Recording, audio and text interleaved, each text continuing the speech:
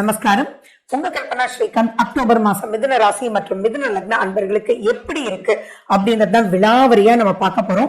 First and foremost உங்க குடும்பத்துல வளர்ச்சிங்க, அனைத்து சுமையும் குறையக்கூடிய ஒரு அற்புதமான மாசம்.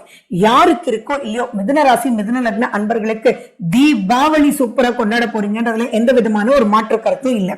சரி, இது ஏன் அதனால அப்படின்றத நான் உங்களுக்கு விளக்கமா சொல்றேன். இந்த 8-10 நிமிடங்கள் உங்களுக்கானதை நீங்க கேளுங்க, ஸ்கிப் பண்ணாம கடைசி வரைக்கும்.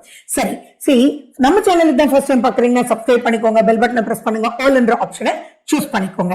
சரி, மிதுன ராசி அன்பர்களுக்கு 18ஆம் தேதி குரு பகவான் 2ஆம் வீட்டுக்கு அதிசாரம் பெற்று அவர் சூப்பரா சந்தோஷமா இருக்கக்கூடிய ஒரு அமைப்புல இருக்க போறார். சோ அப்படிப்பட்ட குரு அப்படின்றவர் யாரு? உங்களுடைய 7ஆம் அதிபதி.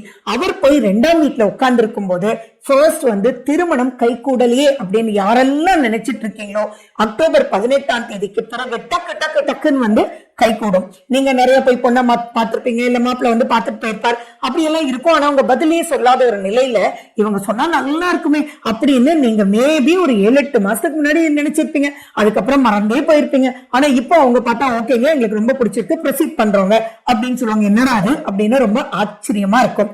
அதே மாதிரி பாத்தீங்கன்னா யாருக்கெல்லாம் குடும்ப சம்பந்தமா நிறைய பிரச்சனைகள் இருக்கும். குடும்பம் அப்படின்றது யாருங்க?